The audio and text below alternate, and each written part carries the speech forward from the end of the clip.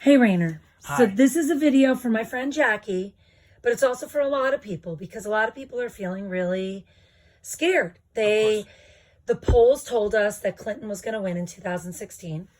And when we were watching that day, that's not what happened. Yeah. So can you tell us why, first of all, why the polls are different this year than 2016? Yes. And why we should be at least hopeful? Yes. So if you look at my computer over here, let's go to the national polls.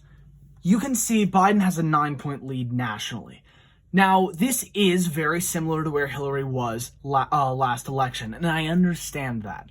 But the thing that we need to understand is, national polls aren't really the most accurate source of information because state-by-state polls are really, really accurate, and we get the full overview of each state, right?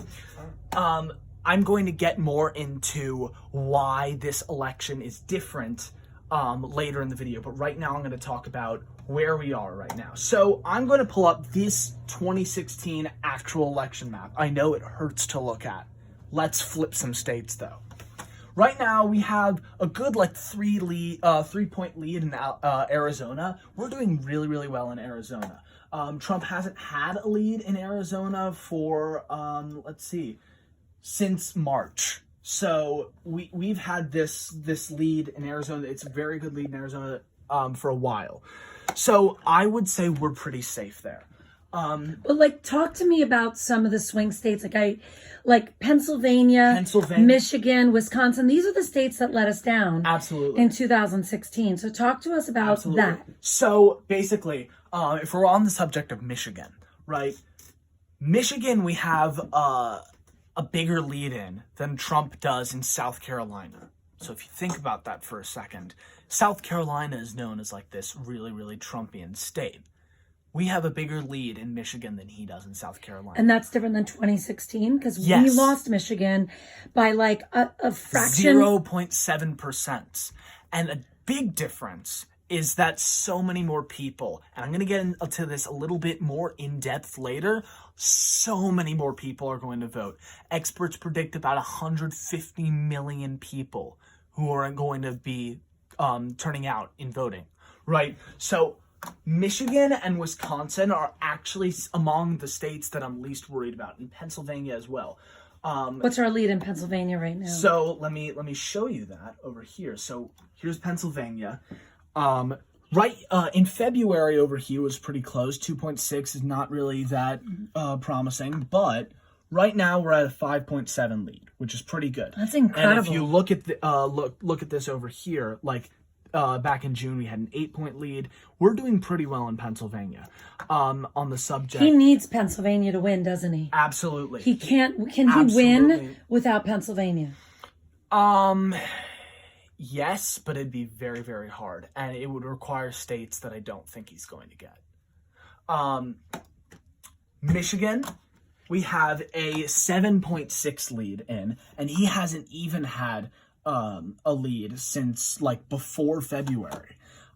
We have a really great lead in Michigan, and as I was saying before, we have a 7.6 lead in Michigan, and South Carolina is a 7.4 lead for him. So out of all of the states that I've already talked about, and I didn't talk more into Wisconsin, we have a 6.6 lead there, as you see right here.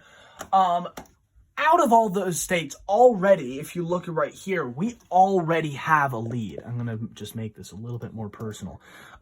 We already have a 289 to 249 lead, but if you're thinking that's not enough, I have some good news for you. So basically, let's go to the subject of Florida. Let's go to Florida. Florida is scary. Florida is very scary. We have a 2.5 lead there. The last time Trump had a lead in Florida was April 3rd.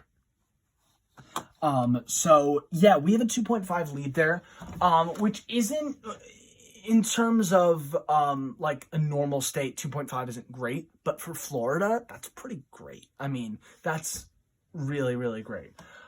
Okay, so if you look over here, I want to talk about Nebraska for a second. Now, you may be thinking, Nebraska is very, very red. I mean, we have no chance of getting Nebraska, and that's true, except for the fact that Nebraska is not a winner-takes-all state. Neither is Maine. We'll get to that later.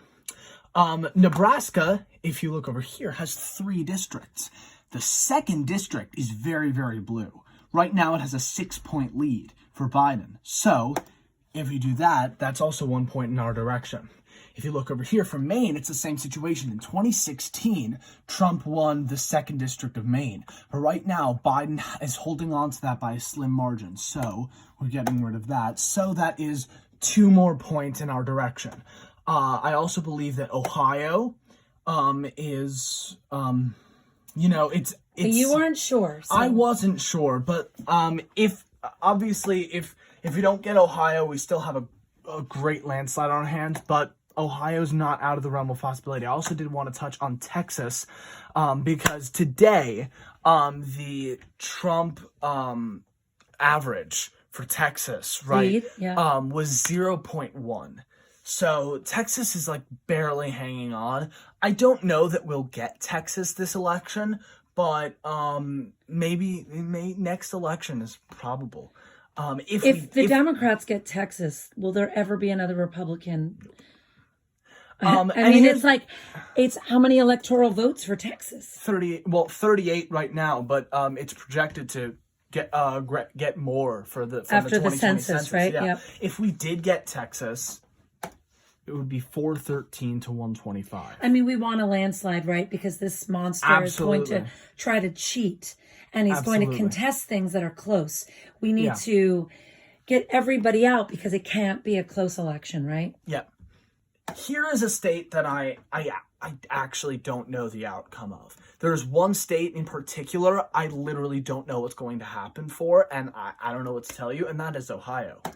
If we look at Ohio, it's been if you look at over here, this is just they've been fighting for it for a while. Right now, Trump has a lead, but like last week, Biden He had didn't. a lead. Yeah, I know. So, but do we need Ohio to win?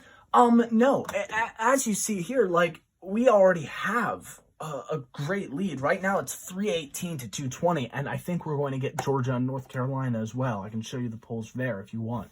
Even if we don't get Ohio, right? We're still at a great lead, and Iowa's looking pretty promising. So right now, voter turnout is higher.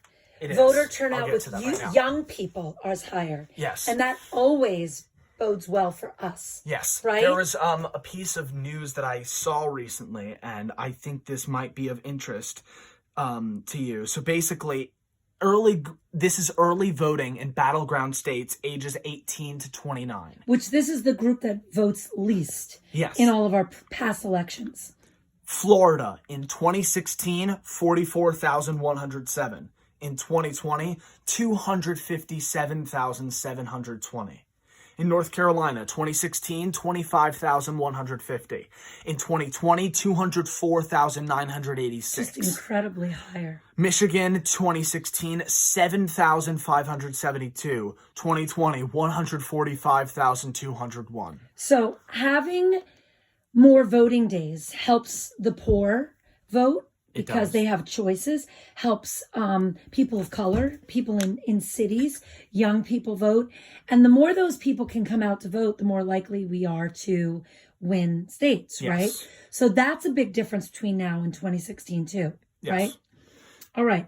Anything last you want to say? We have 1 minute. Yes. So basically, I'm going to just close with this. Think about this. The amount of votes that have already been cast right now make up about 20% of all the votes cast in 2016. People need to remember, the majority of Americans did not vote for Donald Trump, but the majority of Americans didn't vote for Hillary either. The majority of Americans didn't vote at all. Vote for no one. So that's why we need to go to the polls. Awesome. Thanks, Rainer.